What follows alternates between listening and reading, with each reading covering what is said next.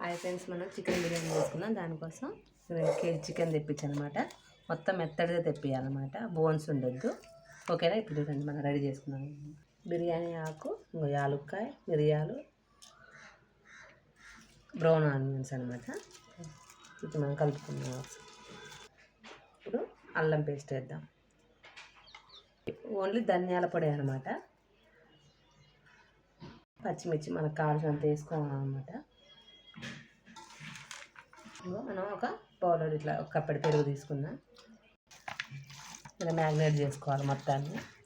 కారం అనమాట, మనం సరిపోని కారం వేసుకోవాలి. మీరు ఎంత తింటే అంత కారం వేసుకోవాలి. నేనైతే దీనికి సరిపోని వేసుకుంటున్నాను. మేమే కొత్తిమీర, పుదీనా, సాల్ట్ అనమాట, మనకి రుచికి సరిపడా సాల్ట్ వేసుకుందాం. ఇంకా నిమ్మకాయ చెక్క పిండుకుందాం.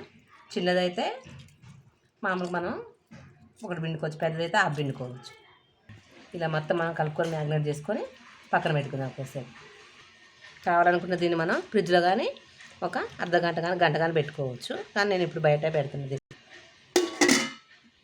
నార్మల్ రైస్ అనమాట. నేను దీంతో 2 తీసుకున్నాను అనమాట నార్మల్ రైస్. చూడండి, ఇప్పుడు 2 సార్లు కడిగి ఇట్లా 2 సార్లు కడిగి ఇట్లా ఉంచుకోవాలి పక్కకి. ఆయిల్ వేసుకున్నా, నెయ్యి కానీ వేసుకోవచ్చు, కానీ నా దగ్గర నెయ్యి లేదు, ఆయిల్ వేసుకుంటున్నా. చికెన్లో కానీ కొంచెం ఆయిల్ వేసుకున్నాం. లవంగాలు, యాలుక్కాయ, దాల్చిన చెక్క, బిర్యానీ ఆకు, పచ్చిమిర్చి,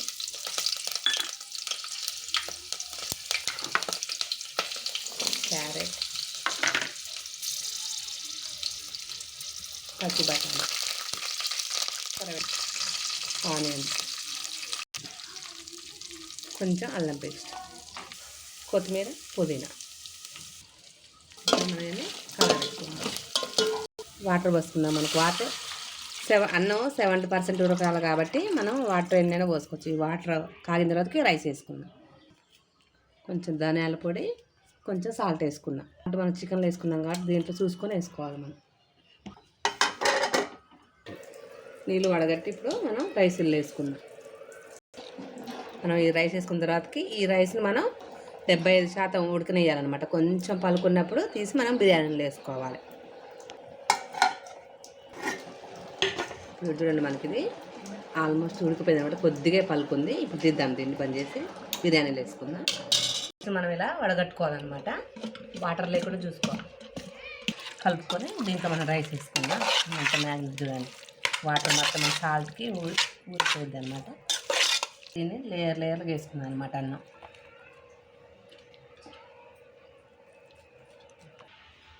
బ్రౌన్ ఆనియన్స్, పుదీనా, కొంచెం నిమ్మరసం పిండుకున్నాం. మళ్ళీ ఒక లేయర్ వేసుకున్నాం.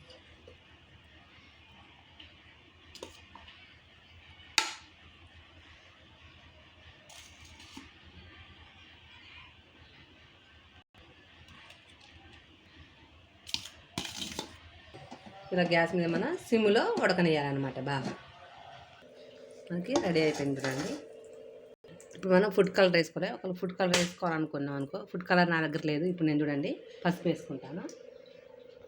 కొంచెం పసుపు వేసుకొని దీంట్లో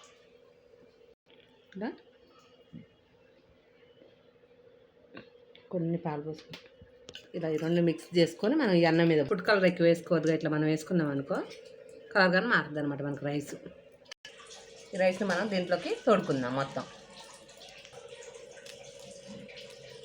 ఇగో మనం బిర్యానీ మొత్తం ఇలా కలుపుకుందాం అనమాట.